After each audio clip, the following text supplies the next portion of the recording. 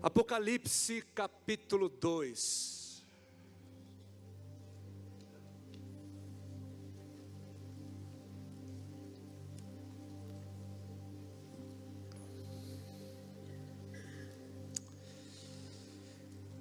Entendendo que se existe um tipo de pessoa que tem vencido a guerra contra o pecado, se existe um tipo de pessoa que vence a guerra contra o pecado, ou tipos, né? Um desses tipos são aqueles que são os apaixonados pelo Senhor, que são apaixonados por sua glória, por sua realidade, e porque vivem apaixonados, vão vencendo a guerra contra o pecado. E eu espero que o Senhor permita que façamos nessa noite uma autoavaliação do nosso coração, do nosso ser, da nossa vida, por meio da palavra. Amém? Que o Senhor alcance o seu coração para a glória do seu nome. Apocalipse capítulo 2, do versículo 1 ao 7.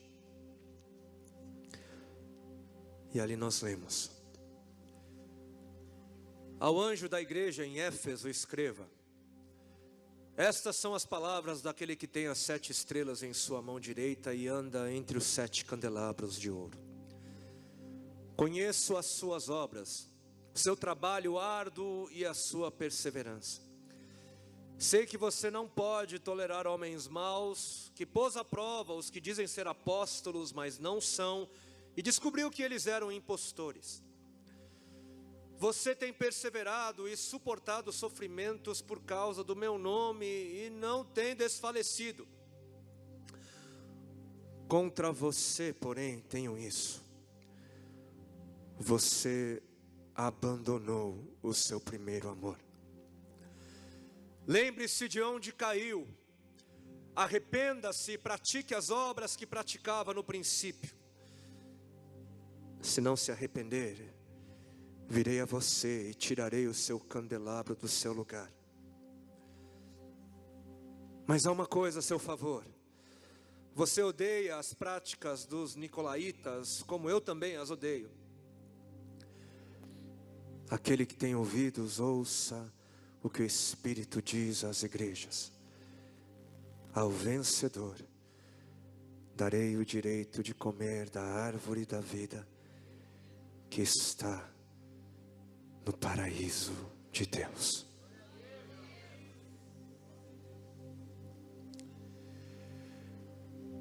Queridos, Deus é um ser completamente apaixonado. Deus é um ser apaixonado. Ele é apaixonado por sua criação. Ele é apaixonado por você. Ele é apaixonado por sua igreja. Mas acima de tudo, Ele tem uma grande paixão. Ele tem uma grande paixão. Deus é apaixonado por sua glória. Acima de todas as coisas, Deus tem grande paixão pelo seu próprio ser. E a paixão de Deus por sua glória é grande, porque não existe nada e ninguém que se compare a Ele mesmo. Nada e ninguém. Nada e ninguém. Existem aqueles que vão dizer que o Deus dos cristãos é um Deus vaidoso.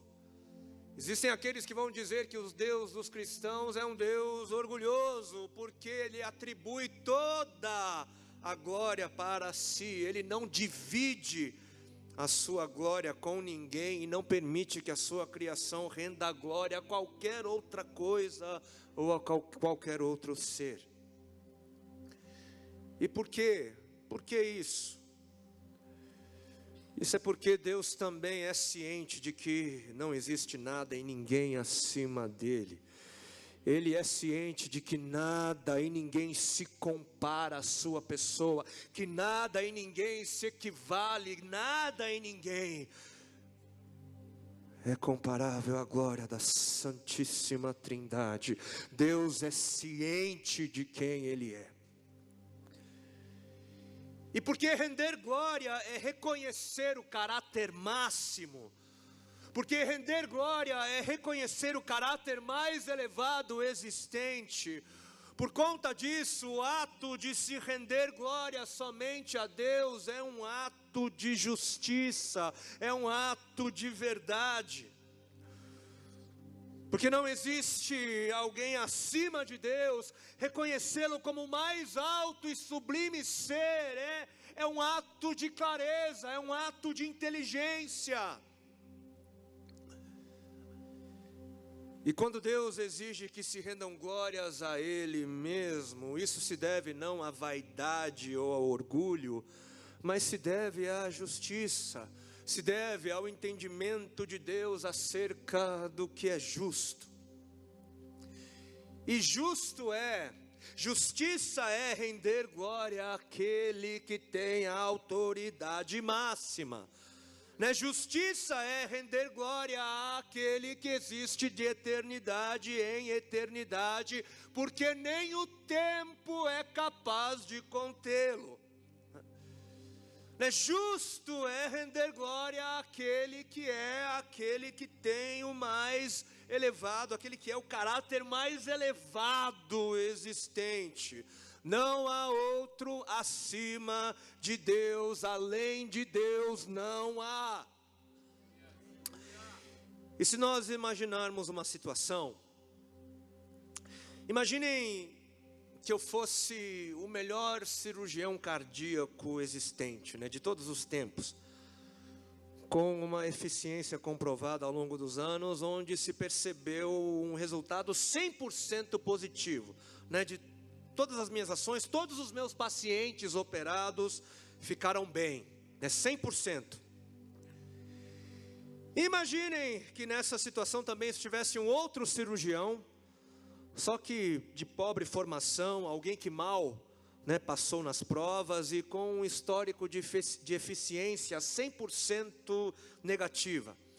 Ou seja, todos os seus pacientes morreram por conta da sua incapacidade cirúrgica. Imaginem que a gente estivesse ali diante de um pai, com o coração apertado, um pai que não conhecia o nosso histórico como médicos.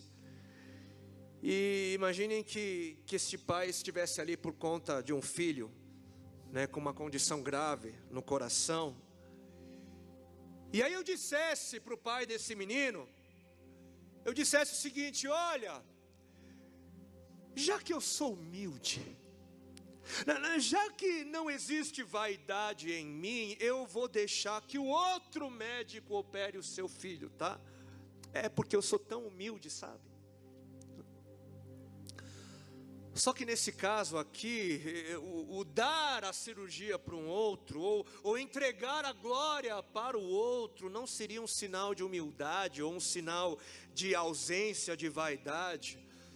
Nesse caso aqui, seria um sinal de crueldade, seria um sinal de maldade. Isso provaria que eu era um homem sem coração, Seria um ato de injustiça.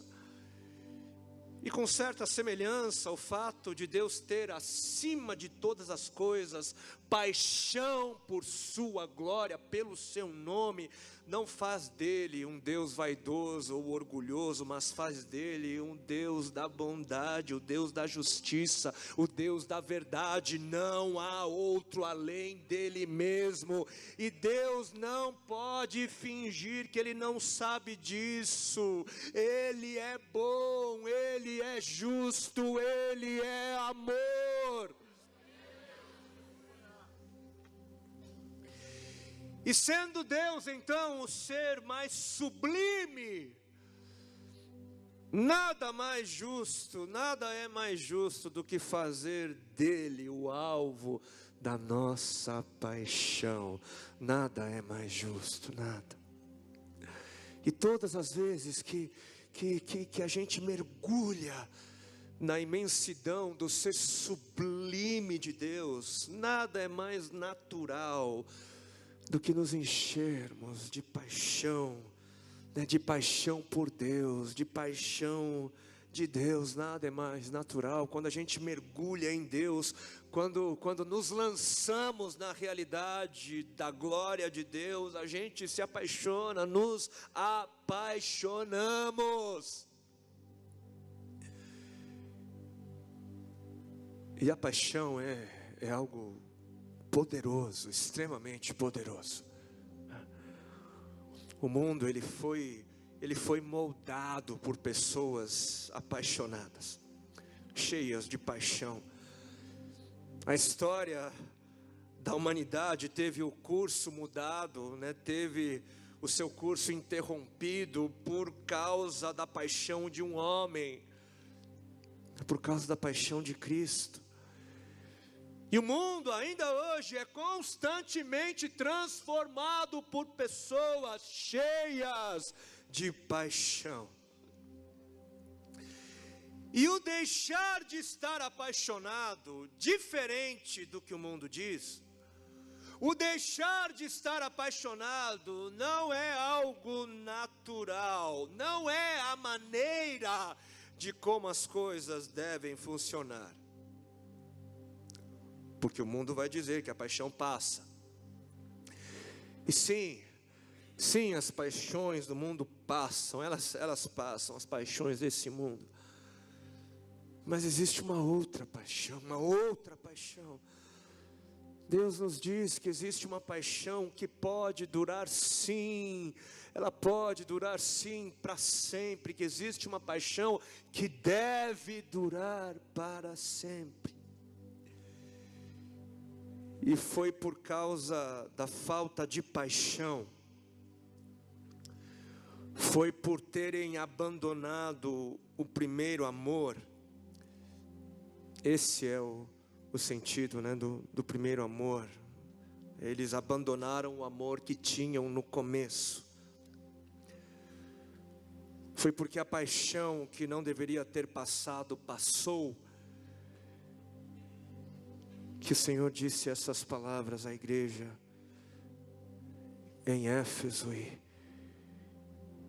diz a nós nessa noite.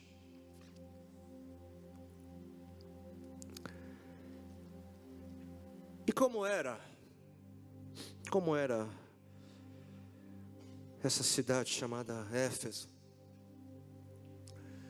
Éfeso era uma mega cidade dos tempos antigos. Era uma cidade portuária, né, bastante próspera e movimentada. Os estudiosos dizem que naquela época tinha cerca de 250 mil habitantes. Isso é um número bastante razoável para a época. E ela se encontrava ali na região da Ásia Menor, né, no terreno do país que hoje é a Turquia. E para a gente ter uma noção da magnitude da cidade, foi em Éfeso onde construíram um enorme templo em homenagem à deusa Diana. E o templo era tão suntuoso que na época era considerado uma das 7 maravilhas do mundo. O templo tinha 100 colunas enormes, né, feitas de mármore. Era uma coisa impressionante. E além do templo, a cidade tinha um grande teatro. Um teatro para 25 mil pessoas. Tinha piscinas públicas, tinha uma grande biblioteca. Enfim, era uma mega cidade. E não foi à toa que o apóstolo Paulo, há cerca de 30 anos antes de Apocalipse, não foi à toa que ele não apenas visitou Éfeso, mas ele permaneceu, né, cerca de 3 anos proclamando o evangelho e fazendo discípulos ali. né? Foi nessa cidade onde o apóstolo Paulo mais gastou tempo, né? Dentre todas as outras cidades, de todas as outras viagens missionárias, né? Foi ali onde ele permaneceu mais tempo. E a pregação do apóstolo Paulo foi tão próspera em Éfeso que não demorou muito para que Éfeso se tornasse, ou a igreja de Éfeso se tornasse uma das principais igrejas, né? Uma das igrejas mais famosas e influentes de todo o mundo antigo. E como era a igreja em Éfeso? Por conta de Atos 19 e 17, nós ficamos sabendo que ali havia um povo que temia a Deus. Atos 19 e 19 também vai nos contar o episódio dos recém-convertidos, né, que haviam queimado seus livros da prática do ocultismo, onde o valor dos livros queimados ali foi de cerca de 50.000 dracmas. E a dracma era uma moeda de prata que tinha o valor, né, de um dia de trabalho braçal. Se a gente calcular, sei lá, um dia de trabalho braçal, quanto é que vale? Vamos arredondar aí para 50 reais daria um total de 2.500.000 reais de material queimado. Foi em Éfeso onde os irmãos ali experimentaram muitos milagres, né? Muitos milagres. Para vocês terem uma ideia, foi ali onde os lenços e os aventais do apóstolo Paulo curaram, né, e expeliram demônios. Muitos milagres. Foi em Éfeso onde um caso ficou muito famoso. Foi ali onde os 7 filhos de Seva, um dos sacerdotes judeus, foi ali onde esses meninos, ao tentarem expulsar um demônio em nome do Jesus de Paulo, foi ali que eles levaram uma tremenda surra, né, uma surra de um endemoniado. A surra foi tão grande que eles saíram correndo, feridos e sem roupas. E por final foi em Éfeso onde houve um grande tumulto. Por quê? Porque a adoração a Diana sustentava uma importante economia local. As pessoas então passaram a perder o ganha-pão, porque o povo começou a se converter a Cristo e isso exigia adoração exclusiva a Cristo. E houve então um grande tumulto, uma grande revolta na cidade, porque os que dependiam do comércio envolvendo Diana, né, provocaram uma revolta. E depois dessa revolta, o apóstolo decidiu então que era tempo dele partir, e acabou deixando a igreja em Éfeso na mão ou nas mãos da liderança local. Mas quem era essa liderança local? Nas mãos de quem o apóstolo Paulo deixaria a gloriosa igreja de Éfeso? Ele deixou aos cuidados de Timóteo, seu filho na fé, para quem ele chegou a escrever 1º e 2º Timóteo. Deixou também a igreja em Éfeso aos cuidados de Priscila e Áquila, né, seus colaboradores, cooperadores, né, de quem Paulo faz menção nas suas cartas. E deixou também, segundo a história nos conta, nas mãos do apóstolo do amor,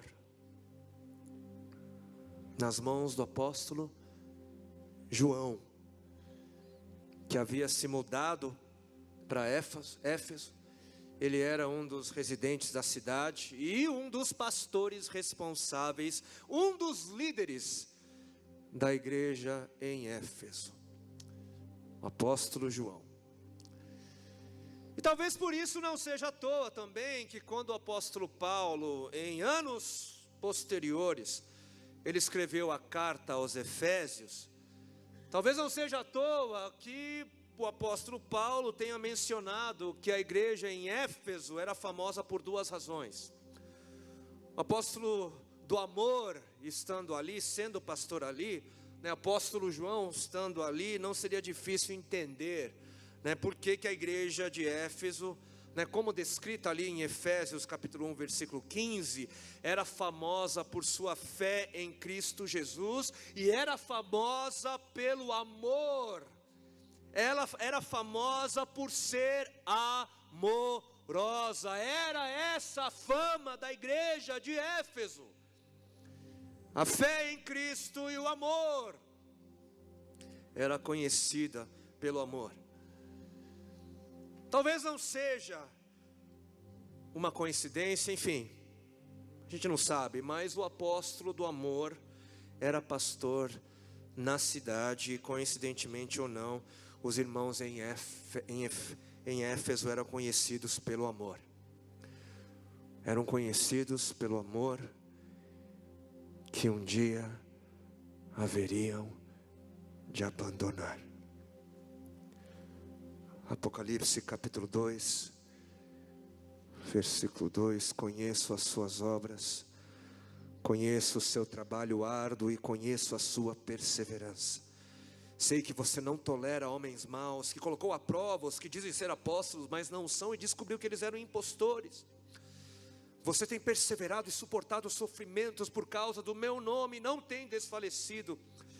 Versículo 6: você odeia as práticas dos nicolaítas, como eu também as odeio. E aqui a gente percebe que a igreja em Éfeso, nos tempos do livro ou da carta de Apocalipse, era uma igreja bastante ativa. Tinha muita atividade lá. Ela era cheia de programas, era cheia, de atividades, cheias de cronogramas, de deadlines, de ministérios, de conferências, enfim. Os irmãos efesianos, eles não tinham problema com trabalho. Eles trabalhavam arduamente. O negócio deles era servir, servir e servir. Eles eram perseverantes e não desfaleciam. Mesmo em meio ao sofrimento, mesmo em meio ao sofrimento causado pelo testemunho, eles não desfaleciam.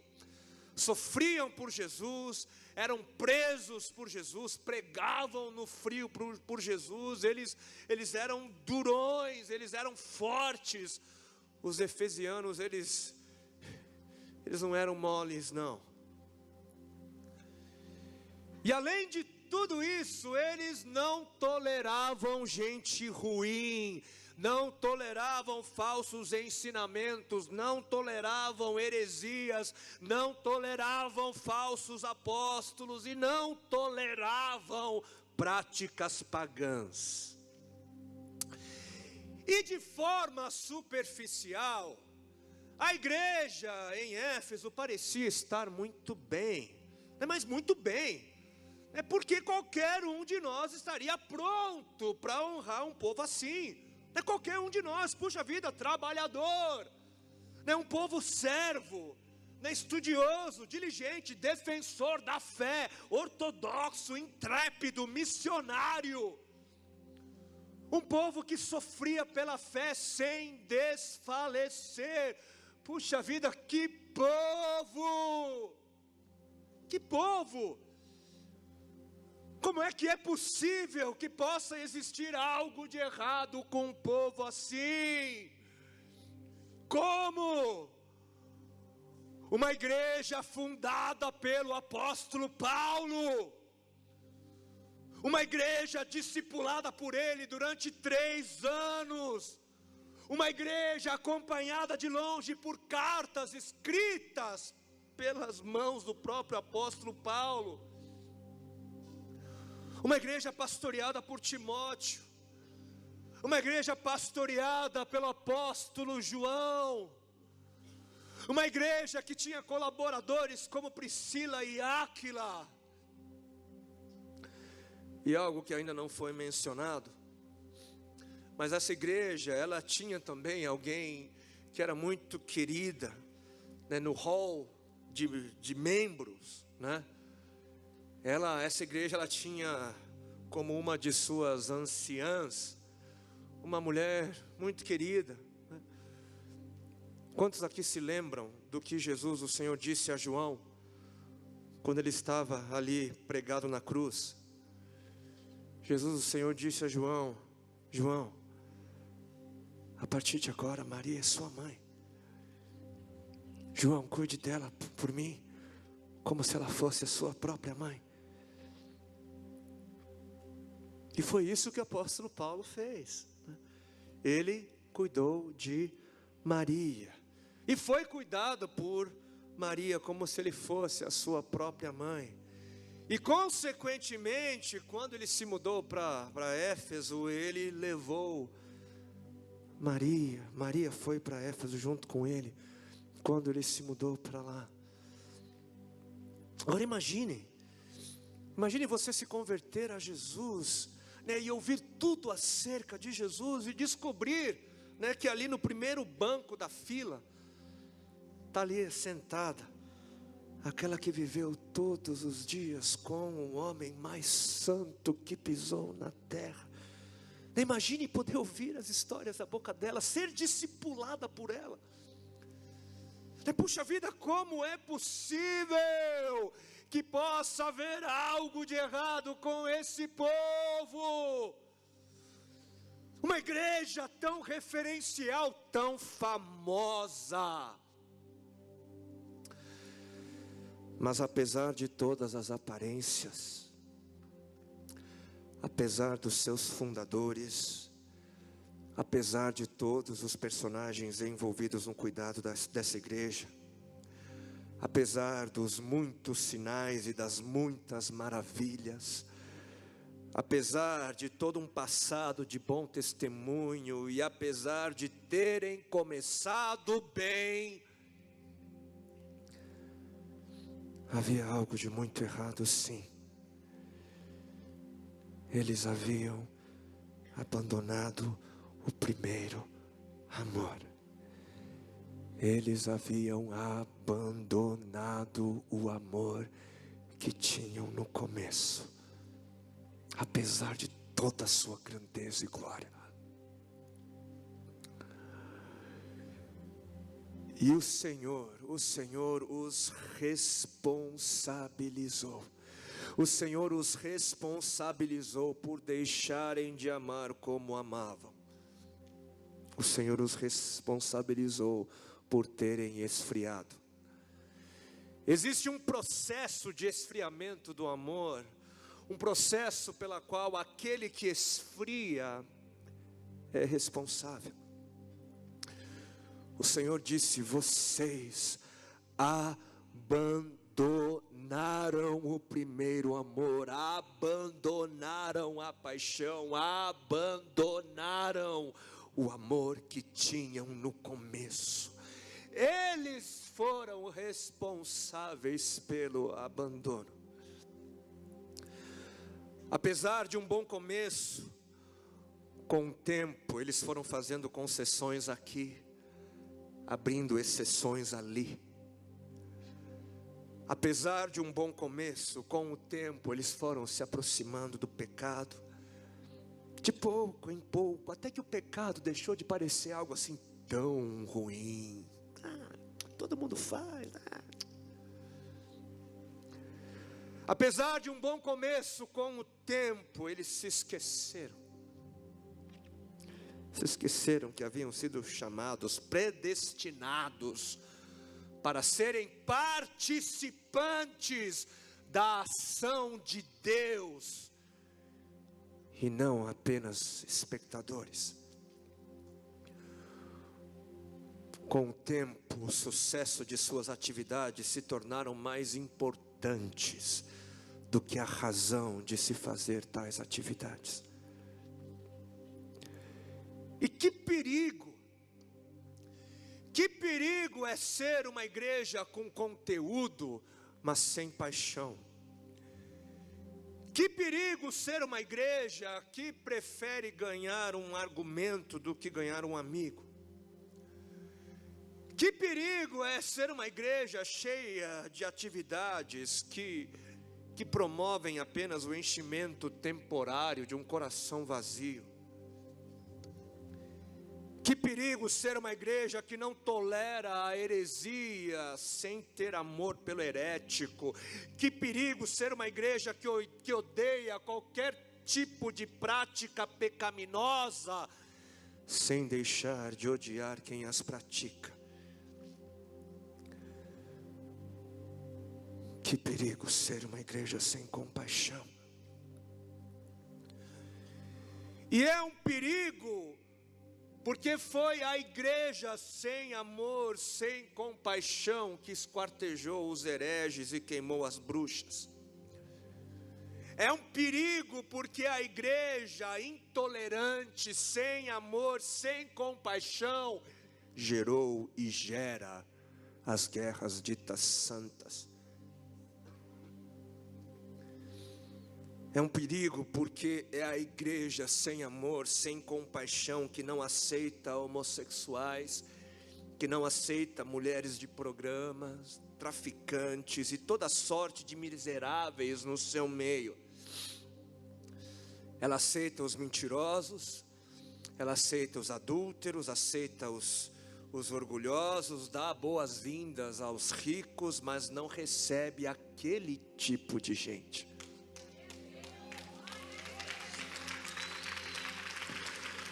É um perigo porque atividades e projetos que nascem de outras razões sem ser o amor, não geram pessoas apaixonadas, não geram. Geram entretenimento, geram lazer, geram educação, proselitismo, mas não geram paixão. E é um perigo ser uma igreja sem amor, é um perigo ser uma igreja sem paixão, sem compaixão, porque uma igreja assim, ela deixa de ter razão de existir. O destino da igreja que não ama é sucumbir, é desaparecer. E foi exatamente isso que aconteceu com a outrora tão gloriosa igreja de Éfeso. Ela sucumbiu, ela foi destruída, o povo foi disperso, e hoje existem apenas ruínas. Ruínas que nos advertem acerca do futuro da igreja que deixa de amar.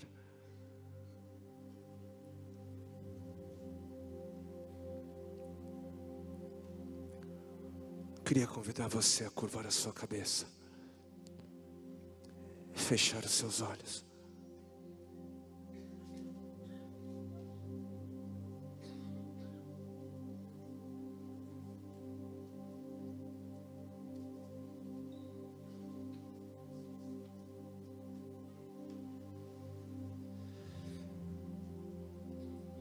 E se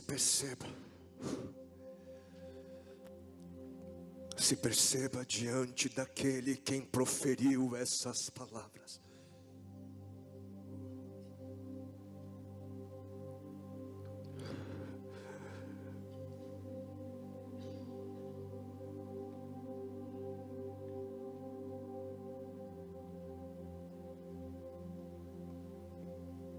Quantos aqui podem ouvir o Senhor dizendo: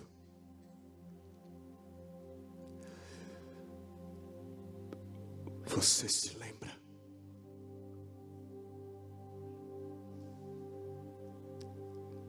Você se lembra, filho? Você se lembra, filha?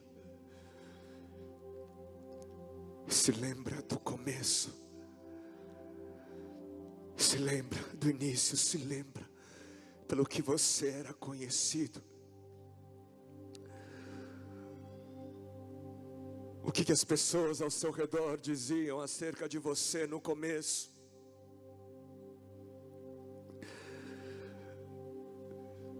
Se lembra? Se lembra de como você sorria? Se lembra de quando nada roubava a sua alegria?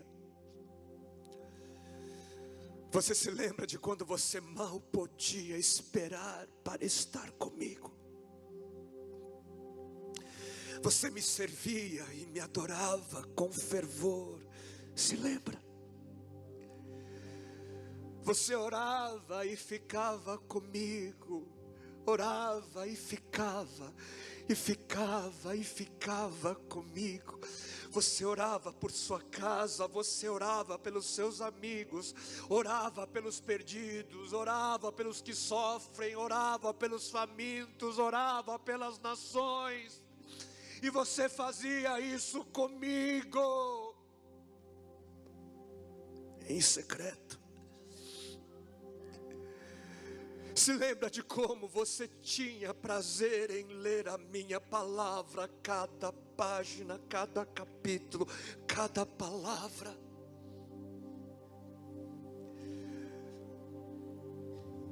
Você falava de mim para os outros, e você não tolerava falar mal dos outros. Você dividia com alegria e generosidade. Você buscava o meu reino e a minha justiça em primeiro lugar. Você tinha prazer nas vigílias, nos jejuns, nas viagens missionárias. Você tinha prazer em fazer a minha vontade. Não, você não me trocava por um programa de televisão, você não me trocava por um jogo de futebol, você não me trocava por nada. Você buscava viver em santidade, você mantinha distância do pecado, e você pensava em mim. Você se lembra de como pensava em mim? Eu era o seu primeiro pensamento ao acordar e o seu último antes de dormir. Você tinha tanto prazer nas atividades da igreja. Você tinha paixão por mim e por isso nada era um fardo, nada. Os cultos não te pesavam.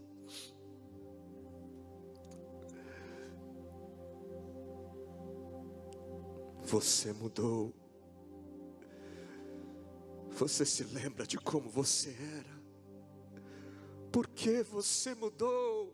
Por que você não me ama como você me amava no começo? Você costumava me amar, você era apaixonado por mim, era apaixonada por mim. Mas você não é mais. Você não é mais. Por quê? Porque você abandonou o amor que tinha por mim. Por quê? Quem diz que a paixão acaba? Quem? Pois saiba que a minha paixão por você ainda não acabou, não acabou. Saiba que eu te amo da mesma maneira que eu sempre te amei, da mesma maneira. A minha paixão por você não mudou, não mudou. E eu continuo sendo o mesmo. Continuo sendo o mesmo. Continuo sendo amor. Eu continuo sendo eterno, eu continuo sendo todo-poderoso, o todo-glorioso. Os anjos ainda cantam e celebram que santo, santo, santo eu sou. Eu não mudei, eu não mudei.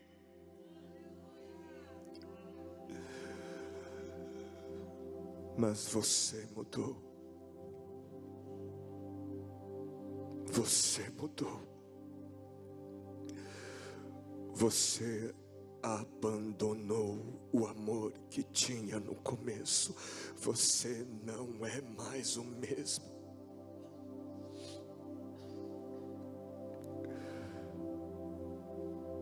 Você me chamava de papai, eu te chamava de filhinho, de filhinha. Mas hoje você me chama de excelso e glorioso Deus.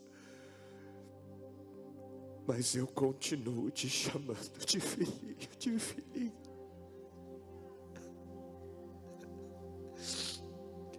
Onde está você? Onde está você? Eu sinto saudades de você, filho. Sinto saudades de você, filha. Volte. Volte e me ame como você costumava me amar. Volte. Eu não mudei. Eu não mudei. Eu não mudei. Eu não mudei.